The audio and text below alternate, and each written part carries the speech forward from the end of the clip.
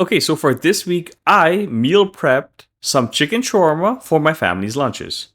Shawarma is one of my family's favorite takeout items, and I wanted to make something healthier and homemade. This actually turned out really good, and the prep was super simple. I prepped a full tray of chicken thighs for this and cooked it all in one go outside on my griddle, and that made the meal prep super simple. My griddle has a cast iron cooking surface which browns the chicken really nicely and gave it those nice crunchy and salty brown bits you get from shawarma takeout. A regular shawarma plate with rice and salad is usually about 1000 calories, but with a few minor substitutions, I had this come in at about 600 calories. And I'll have a full detailed macro breakdown for you at the end. Okay, so the first thing I got started with was making the marinade for the chicken. I first started by grating the garlic. I used about 10 cloves of garlic for this. Meal prep pro tip here. Use pre-peeled garlic. It's a huge time saver, especially when you're meal prepping in large batches. If you're in a hurry, you can also use bottled garlic paste and this will work just as well. I think it's not as good as fresh garlic taste-wise, but it's comparable and a whole lot more convenient. Okay, so I then squeezed the juice out of 2 lemons. Here's a tip. If you have a juicer, use it. It just makes this whole process a lot easier. And if you're in a real rush, you can just skip using fresh lemons and use bottled lemon juice instead. Okay, so now onto the dry spices. I added 2 tablespoons each of ground cumin, coriander, and cardamom. I also added 1 tablespoon of smoked paprika. I skipped the hot sauce that usually goes with shawarma, so I also added a tablespoon of spicy paprika for that heat. Okay, so now I mix it together with the chicken. I use 1 large tray of boneless, skinless chicken thighs from Costco. These usually come in at about 4.5 pounds and can make about 10 servings.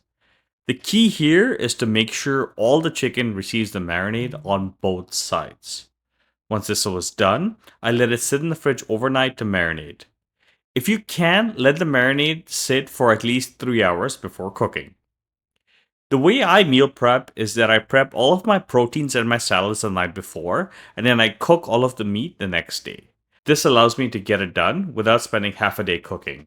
Now for the salad. I made a simplified version of a fatoosh salad, which is a Middle Eastern garden salad.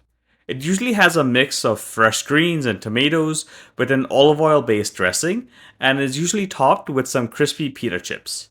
I trimmed down a few ingredients from the original recipe to make it a bit more meal prep friendly. I started off by cutting up 1 head of lettuce. I'm using leaf lettuce, but any variety will work just fine. Bite-sized pieces is what I was going for. I then cut up about a pound of cherry tomatoes into halves. If you're short on time, these are bite-sized already, so you can just keep them whole. I then slice up 2 onions. I always use a mandolin for most of my vegetable meal prep. It gets the perfect cuts every time, and if you use a protective glove, it can be pretty safe and convenient. Once this was done, I made a really simple dressing. For this, I put together the juice of 1 lemon, 2 grated cloves of garlic, 1 tablespoon of sumac. Sumac is a powdered form of dried berries from the sumac plant. It adds a bit of a tart flavor to Middle Eastern dishes. If you cannot find this, you can just substitute with a tablespoon of lemon juice. I also added a tablespoon of sugar for sweetness and about half a tablespoon of salt and pepper to taste. I finished it with about 3 tablespoons of olive oil. If you're trying to keep the calories low, you can skip the olive oil. This will save you about 100 calories. Now I give it a good whisk and set it aside. For meal prep purposes, I make sure not to mix the dressing with the vegetables before storing, or the vegetables will start to go soft. Shawarma is usually served on a pita, but you can also get it on a plate over rice, so that's what I went with. For meal prep purposes, rice also holds up a lot better than a pita. For the rice, I went with a healthier version of a golden basmati pilaf. I always cook my rice in a rice cooker. Most are usually calibrated so you get the perfect rice every time, and you don't have to attend to it while it cooks. I started off by rinsing about 1.5 cup of basmati rice under cold water, and then putting it in my rice cooker bowl with the required amount of water for 1.5 cup of rice. Once the rice was on, I added half a teaspoon of turmeric, 5 clove sticks, 5 cardamom pods, and 1 stick of cinnamon. and finish it off with 1 teaspoon of salt for seasoning. These whole spices add flavor to the rice, but they can also be removed after it's cooked if you don't want to have them while you're eating. If you don't have any of these spices, I also make a version of rice pilaf with just a tablespoon of cumin seeds with some salt, and it's also really good.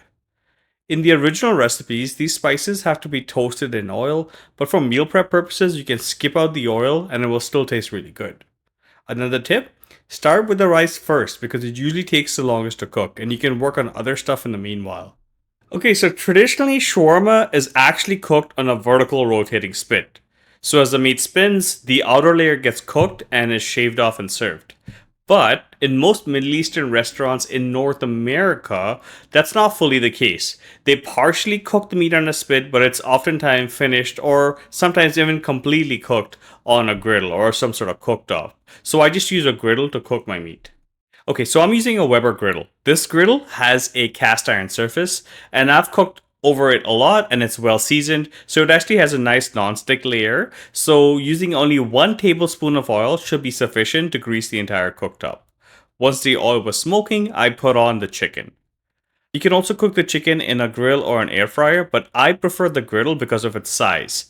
I can usually cook about 25 chicken thighs in one go, and the cast iron surface browns the meat and spices really nicely, so you get a nice all-around browning and those crunchy and salty bits near the edges.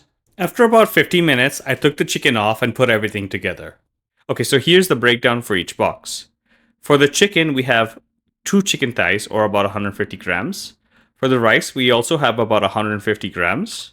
For the salad, we have 40 grams of salad dressing, 25 grams of chopped lettuce, 10 grams of sliced onions, and this brings the whole meal to just under 600 calories with 44 grams of protein, 25 grams of fat, and 43 grams of carbs.